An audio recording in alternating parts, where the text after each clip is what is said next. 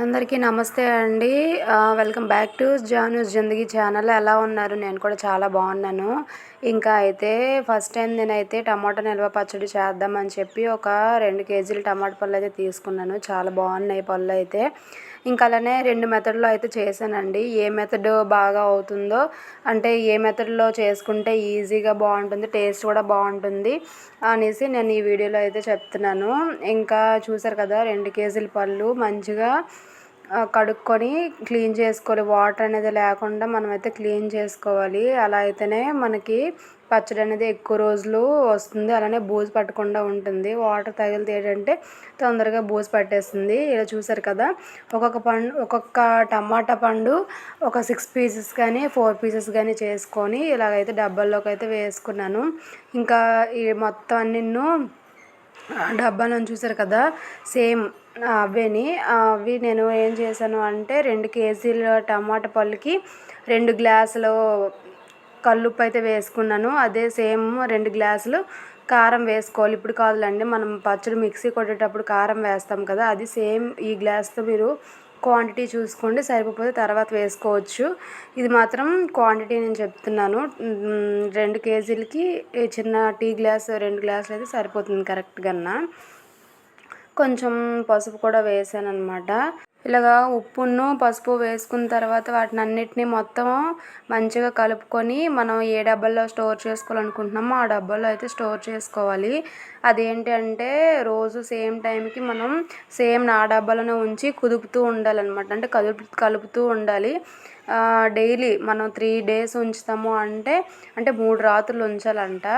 3 లేదా 4 రాత్రులు ఉంచేసి తర్వాత గట్టిగా, ఇప్పుడు చూసారు కదా పళ్ళు, గట్టిగా నొక్కి, లేదంటే మీకు అంతగా వాటర్ తీయడం రాకపోతే ఒక గుడ్డలో ఉన్న అన్ని పళ్ళు వేసి గట్టిగా నొక్కారంటే వాటర్కి సపరేట్ అయిపోతుంది, ఈ ముక్కలు సపరేట్ అయిపోతాయి. అలా సపరేట్ అయిపోయినవి ఊట వస్తుంది కదా, ఆ ఊటని ఎండలో ఆరవేయాలి. అలానే సపరేట్గా ముక్కలను కూడా ఎండలో అయితే ఆరబెట్టుకోవాలి.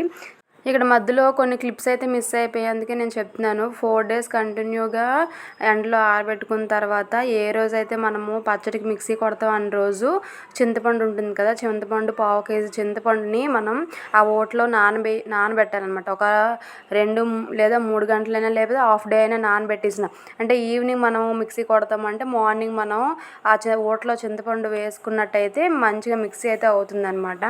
పచ్చడి అయితే చూసారు కదా, అలా రెడీ చేసుకోవడమే. మనం పోపు పెట్టుకోవడం కూడా ఏంటి, జీలకర్ర ఆవాలు అవన్నీ వేసి పోపు పెట్టేసుకోవడమే. ఇంకా అలానే ఇది ఏంటంటే నెక్స్ట్ మెథడు. నేను ఓన్లీ కొన్ని పళ్ళు ఒక 1/2 కేజీలా ఉంటాయి చూసారు కదా, సేమ్ అవే ఒక 5-6 పెద్ద పళ్ళు నేనైతే తీసుకున్నాను. ఇది సెకండ్ మెథడ్ నేను చెప్పేది. తీసుకొని కొంచెం ఆయిల్ వేసుకుని అందులో మంచిగా వేగనివ్వాలన్నమాట. ఇదిను అలానే ఒక లెమన్ సైజ్ అంత చింతపండు కూడా తీసుకున్నాను ఇక్కడ.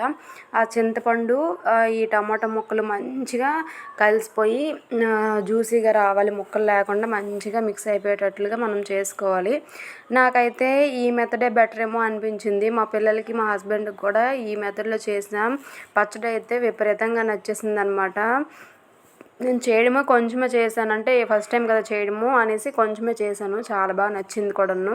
ఇంకా ఫస్ట్ మెథడ్లో చేసింది కూడా బాగుంటుంది, బట్ ఏంటంటే అది కంపల్సరీగా ఎండబెట్టాలి. 4 రోజులు 3 రోజులు ఎండబెట్టాలి, లేదు అంటే బూజు పట్టేసింది. పచ్చడి కూడా ఎక్కువ రోజులు నిల్వ ఉండదు. మనకి ఇంట్లోనే ఉంటాము, మేము రోజు ఎండలో ఆరబెట్టుకొని మంచిగా చేసుకుంటాము అన్న వాళ్ళకి అది బెటర్ అని. ఇంకా అలానే స్టోర్ కూడా ఉంటుంది. కొంచెం ఏం లేదండి, ఈ మెథడ్కి ఆ మెథడ్కి ఏంటి అంటే మనం పోపు పెట్టేటప్పుడు ఆయిల్ ఎక్కువగా వేసుకొని మంచిగా వాటర్ అనేది లేకుండా మంచిగా పోపు పెట్టుకొని ఉంచుకుంటే ఫ్రిడ్జ్లో కాకుండా బయటను కూడా మంచిగా మనకి పాడవకుండా ఉంటుందండి. అదేని ఈ పచ్చడిలో మెయిన్ టిప్ అనమాట నేను చెప్పబోయేది. ఇంకా చూసారు కదా, బాగా మిక్సీ అయిపోయిందనమాట. కొంచెం సాల్ట్ కూడా వేసాను, కల్లుప్పు వేసాను, కొంచెం పసుపు వేస్తాం. పసుపు వేసిన తర్వాత బాగా మిక్స్ అయిపోయినంత వరకు మనం సిమ్లో అలా పెట్టుకుంటూ కలుపుతూ ఉంటాము. లాస్ట్లోనే ఇంకా దానికి సరిపోయేటట్లుగా కారము, పసుపు కొంచెం వేస్తాము. కారం మాత్రం కొంచెం ఎక్కువగానే పడుతుంది, చూసుకొని లాస్ట్లో కూడా వేసుకోవచ్చు, మీ ఇష్టం అది. ఇంక ఇలానే పోపు పెట్టుకోవచ్చు. లేదు నాకు ముక్కలు తగలకూడదు, స్మూత్ టెక్స్చర్ అనేది రావాలి అంటే కొంచెం చల్లారాక మిక్సీ పెట్టుకుంటే బెటర్ అనమాట. నన్ను అడిగితే మిక్సీయే బెటర్ అండి, ముక్కలు చాలామందికి నచ్చదు. అందుకని నేనైతే మొత్తం అన్నిటిని కలిపి చల్లగా అయిపోయిన తర్వాత మిక్సీ అయితే వేసేసుకున్నాను.